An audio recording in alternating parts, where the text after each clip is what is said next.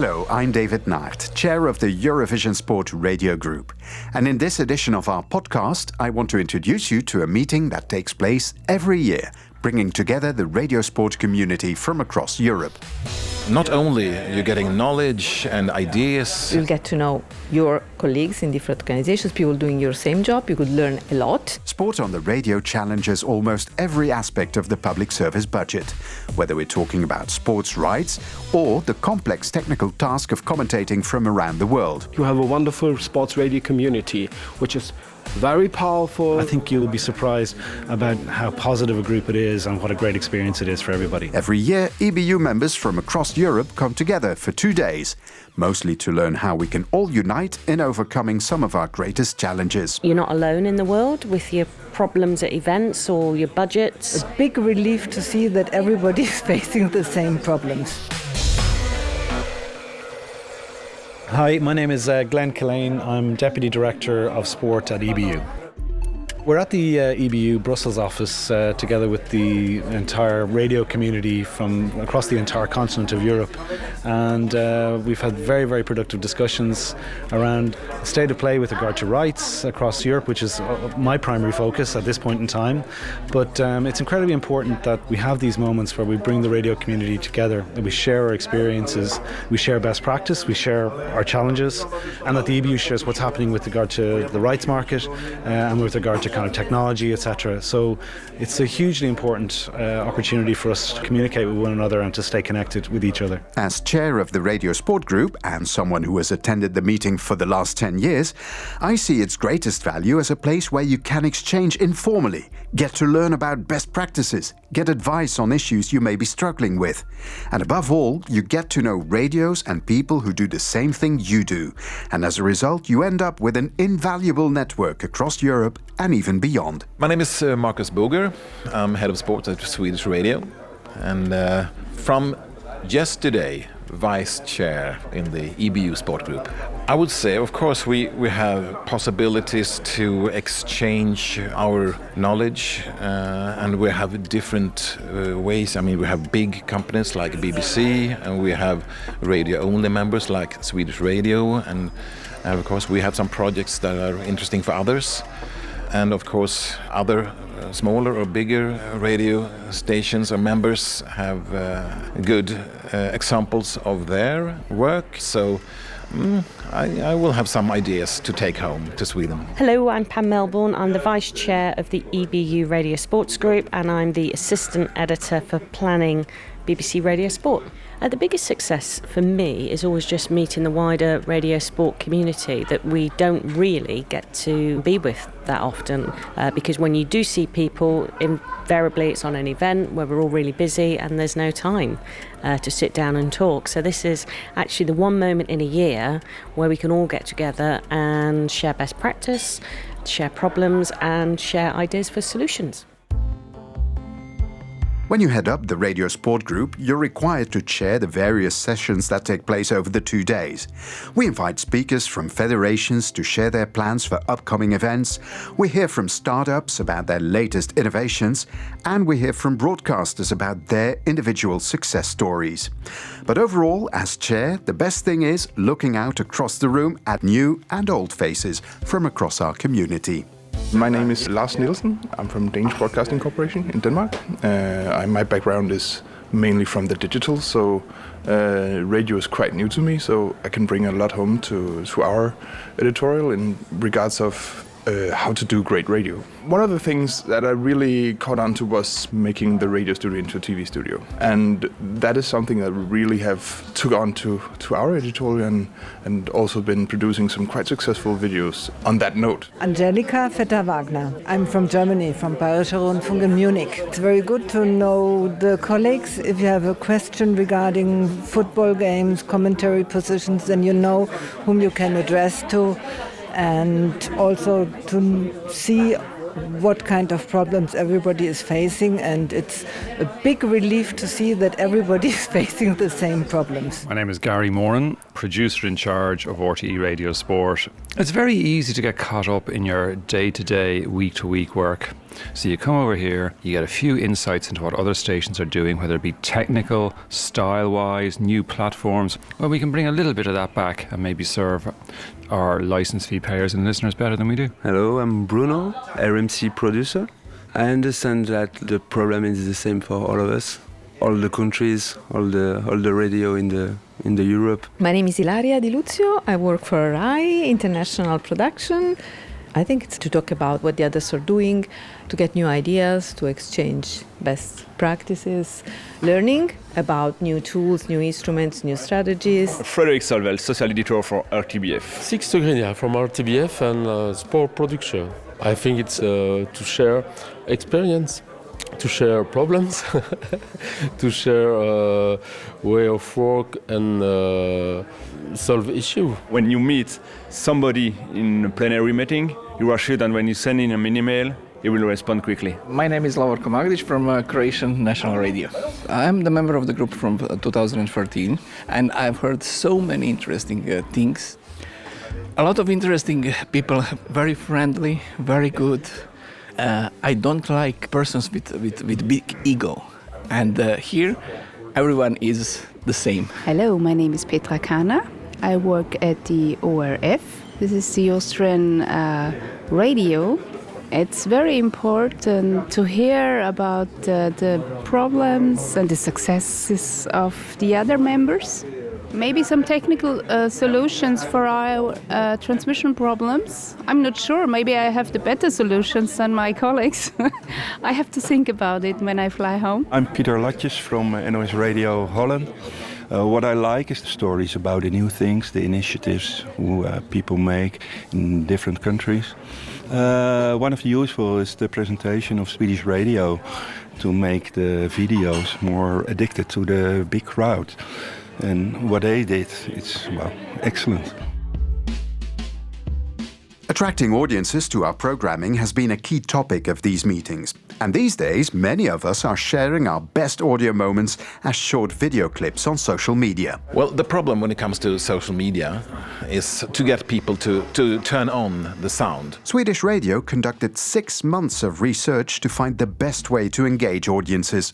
Here's Marcus Boger again. Bella and Paloma have been working about this with different kind of ideas and different kind of looks and different kind of tests.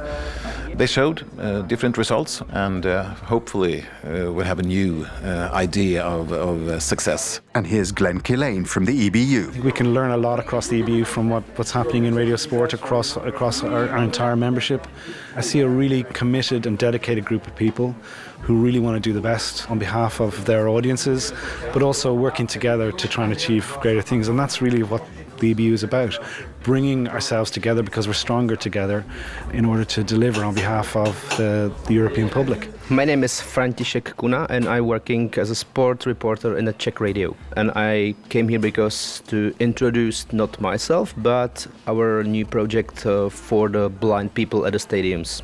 For example, at Friday was the European qualifiers game Czech versus England, and we had 2 guys commentate for the Czech radio and 2 other guys just for the blind people. And for your imagination, the blind people came to the stadium, have headphones and a special commentary from the guys who is in the crowd. It's a little bit similar as a radio commentary, but the blind people want to know if the football player have a tattoo, the color of hair. Mainly it's they want to know, for example, they're sitting in the corner, and if you say them, I don't know, Wayne Rooney is 10 meters away from you, so that's the best feeling for them. Hi, I'm Carolina. I'm working for the Austrian Public Television ORF. Here at the Radio Plenary, I'm going to present in the Proud to Share session. I had the honor of doing a scroll-a-tell, so basically a swipeable website, which is not Tinder, but actually tells you about radio and the coverage of the Women's World Cup. We picked up a few social media posts which feature audio, and I will be hopefully talking about the themes that I picked up witnessing all this kind of social stuff. Hello, my name is Filipe and I create content for the online channels of Antena 1, the public radio in Portugal. I present the visual radio content. We use two softwares, so we use the OBS, the Open Broadcast software, and the vMix, another software, but you need to pay for have it. And we cover the World Cup, we cover the Rally Championship, and another games.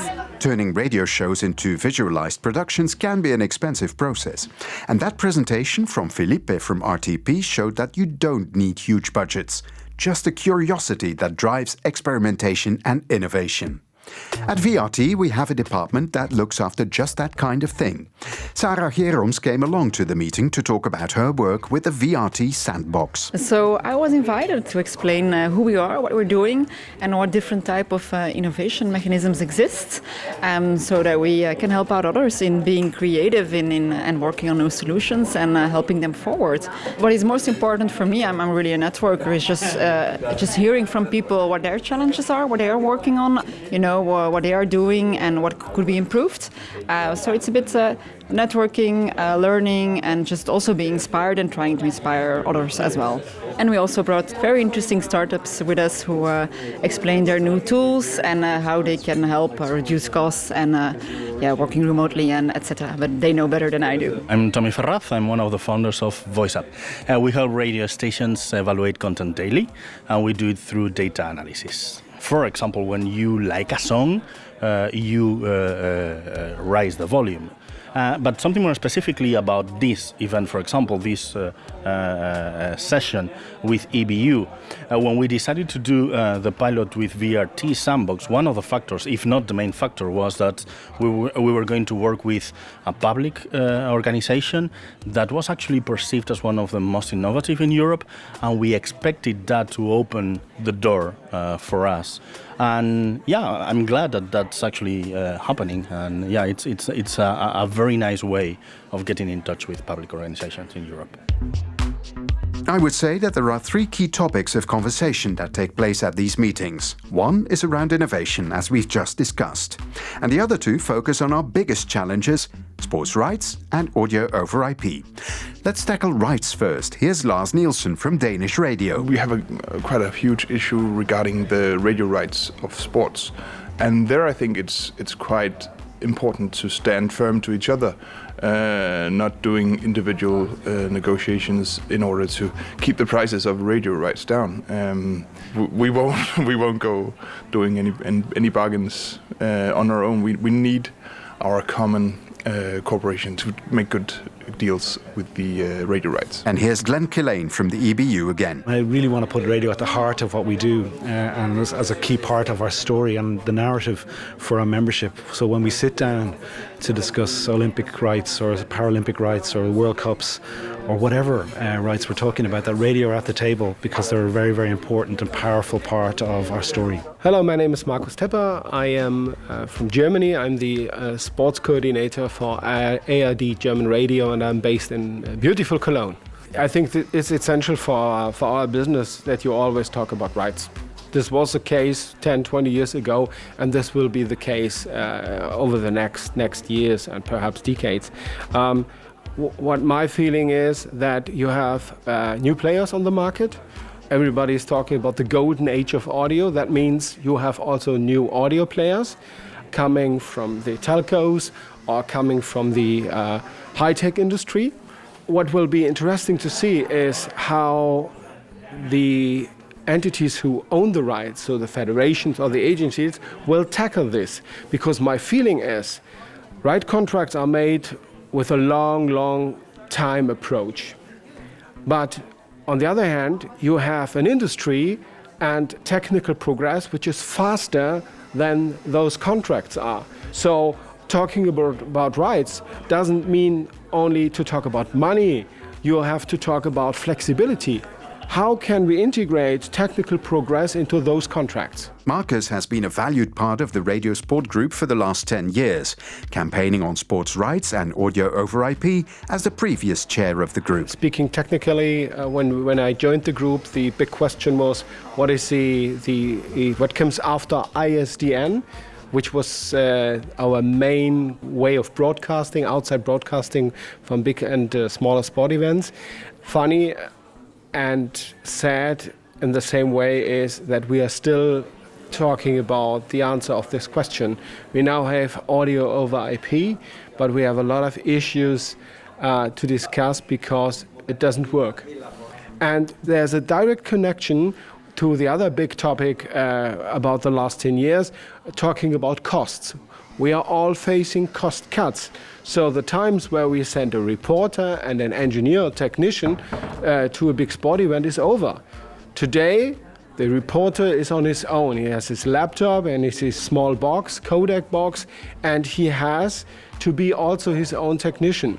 So it is essential that he knows how to use his equipment and how to broadcast his commentary. Here's Gary from RTE and Petra from ORF, both reflecting on the same issues. There's a move away from the traditional way we would have connected for commentaries, and commentaries are still the big box office thing. ISDN was the technology since I came into the industry over 20 years ago, and now it's moving away to broadcasting over the internet. It's like a move from traditional landline phones to mobile phones of 25 years ago or whatever. There's now a big sea change to do the broadcasting over the internet, and to pick up a little bit of savvy knowledge on that has been beneficial to us. The best solution, perfectly working, is a DSL. So if we book an IP line via telecom, but the biggest problem is that we cannot get any information about the costs in advance. So we cannot work like that. And our radio colleagues travel with a hand luggage full of codecs of all sorts, like Prodis, the old ISDN codec for a backup, Lucy on the laptop, and they even take a box with 2 SIM cards from the telecom with them. The Wi-Fi in the stadiums works sometimes and sometimes not. Or maybe our codec is the problem. This is the situation at the moment. After a number of high-profile problems at big sporting events, our radio sport community achieved 2 big successes.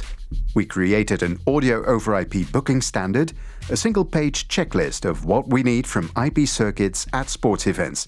And we also campaigned for the appointment of an audio engineering expert to oversee the sporting events managed by EUROVISION. I'm Etienne Desroseaux. I'm broadcast engineer at EUROVISION since 6 months, and I'm in charge of all audio and audio over IP related topics. I'm hearing about audio over IP trouble since a lot of years.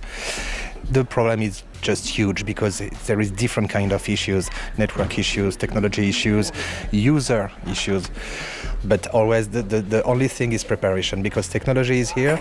Radios are used to play and to use these kind of devices. So the problem is not them. The problem is not the technology. The problem is the network configuration. The problem is the organization and how they must understand and anticipate these kind of things. Audio over IP, sports rights, innovation, the future of public service media. These are big topics, and I feel privileged to be helping to lead the discussions in the radio sport community. And just a brief message of thanks to our radio sport representative in the EBU, Christophe Pasquier. These meetings are the product of his relentless hard work and enthusiasm. And I'll speak for the entire community in thanking him for his work to unite us and to ensure that our voice is heard. Thank you, Christophe. If you're listening to this and you're involved in radio sports for any EBU member, our annual meeting is open to you. I'll leave the last words to Marcus from Swedish Radio, Ilaria from RAI, Marcus from ARD, Pam from the BBC, and finally to Glenn Kilane from the EBU. I would say come to these meetings because not only you're getting knowledge and ideas, you also build relations that could be very important when you're out in the field. Maybe you have some problems. Oh, I met this guy at the meeting and maybe he could help us. You'll get to know your colleagues in different organizations, people doing your same job. You could learn a lot, and you'll get to know people you might be asking things to in the future, and have lots of fun also with your colleagues. Come and see, come and listen, come take the opportunity to discuss, to ask questions, to have a wonderful sports radio community, which is very powerful, very small, but very, very easy to handle, easy to communicate. So it helps you a lot in your daily business work. I would say to anybody that works within radio sport or even digital, if you want to just come and listen that you're not alone in the world with your problems at events or your budgets, there'll be somebody in the room at some stage that's going to say something that perhaps you're too scared to ask or thinking the same thing, and everything will feel better afterwards. Look, even if you feel reluctant to come, try it out. I think you'll be surprised, and you'll be pleasantly surprised about how positive a group it is and what a great experience it is for everybody.